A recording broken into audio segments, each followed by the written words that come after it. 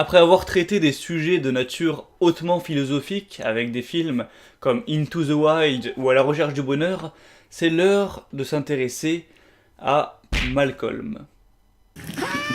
Bon, je dis ça, mais au final, c'est pas le premier sujet un petit peu farfelu que je traite. Hein. Quand on pense à la vidéo sur Yu-Gi-Oh!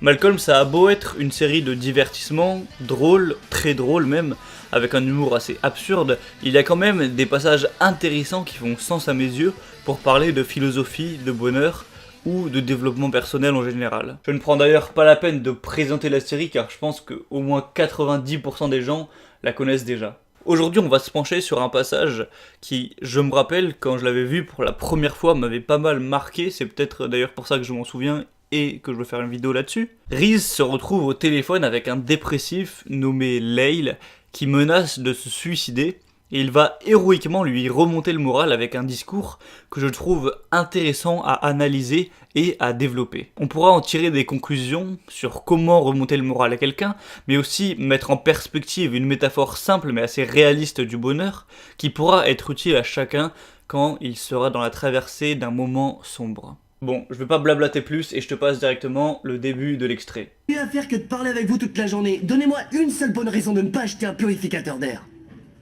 Je vais me suicider. Bien essayé. Celle-là, je l'utilise en dernier recours. Non, je suis très sérieux. J'ai l'impression de ne plus pouvoir avancer. Je suis en dépression permanente. Mon chat est mort parce qu'il faisait une allergie à moi.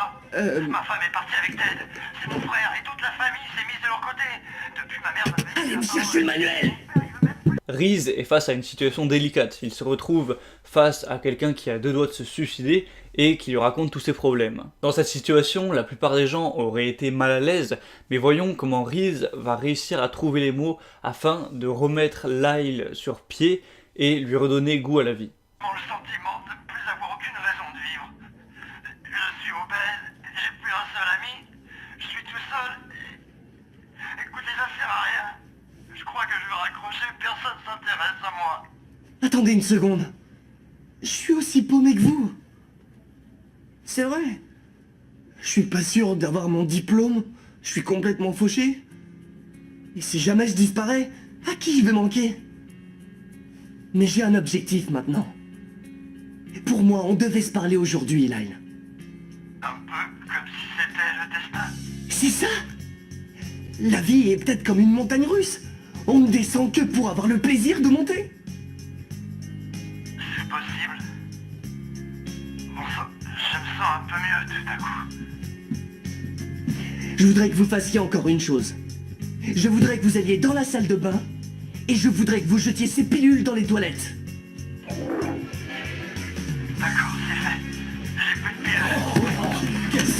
En somme, Reese a réussi à remonter le moral d'un inconnu et à lui redonner espoir en la vie en moins de 8 minutes. Bon, évidemment, c'est un petit peu tiré par les cheveux, mais je pense qu'il y a vraiment des pistes intéressantes à analyser pour élaborer des théories et surtout en tirer des conseils concrets. D'après moi, on peut découper cet extrait en 3 parties. Premièrement, Reese aide Lyle en lui permettant de relativiser. Après que Lyle lui ait raconté tous ses malheurs, Reese en profite pour lui étaler tout ce qui ne va pas dans sa vie à lui.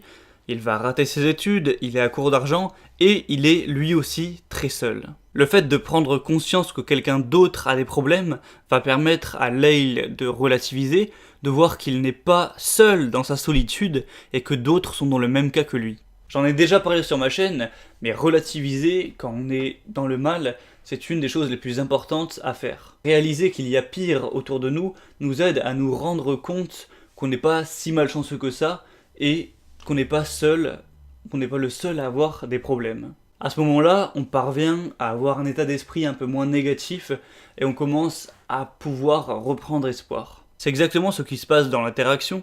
Après lui avoir raconté ses problèmes, Reese évoque une théorie comme si le destin avait poussé les choses, comme si cette conversation devait avoir lieu aujourd'hui. Bon, alors je sais pas si tu crois au destin ou non, moi j'y crois pas trop, après c'est pas ça l'important. Le fait de dire en quelque sorte que ce moment de malheur était prévu dans le destin va faire comprendre à Lyle que ce qu'il endure est nécessaire et utile. Nécessaire pour continuer à avancer dans sa vie. Et ça c'est un point très intéressant.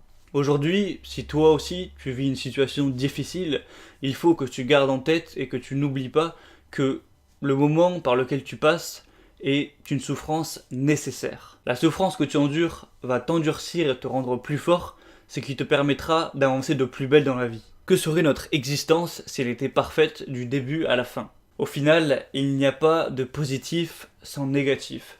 Et d'ailleurs, c'est là-dessus que va finir Reese. Je vous remets l'extrait. La vie est peut-être comme une montagne russe. On ne descend que pour avoir le plaisir de monter. La vie est peut-être comme une montagne russe, on ne descend que pour avoir le plaisir de monter. Et c'est là, je pense, une excellente métaphore.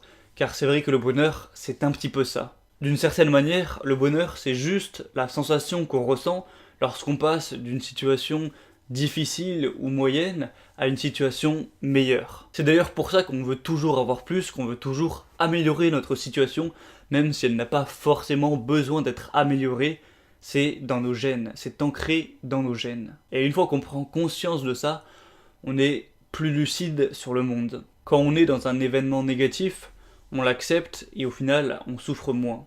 Vois la vie comme une courbe qui ne sera jamais totalement stable.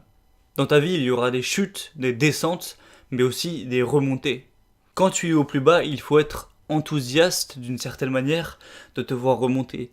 Et quand tu es au plus haut, il faut profiter, mais aussi accepter de descendre pour pouvoir encore remonter plus tard. C'est au final ce qu'on peut appeler l'espoir. Après, il y a évidemment des schémas de pensée, des états d'esprit, des choses à faire, des techniques à adopter pour être plus en montée qu'en descente. Pour avoir au final l'objectif de tout le temps remonter, de tout le temps monter dans sa vie sans jamais descendre.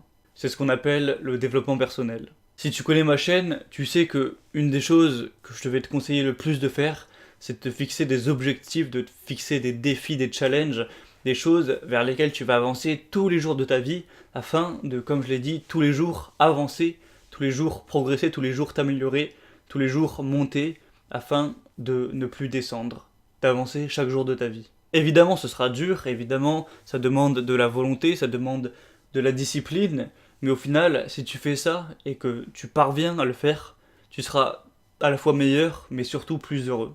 Quand tu vas courir, par exemple, faire du sport, tu sors un petit peu de ton confort, tu pourrais rester sous ta couverture, mais non, tu sors de chez toi et tu vas faire des choses qui vont être éprouvantes physiquement.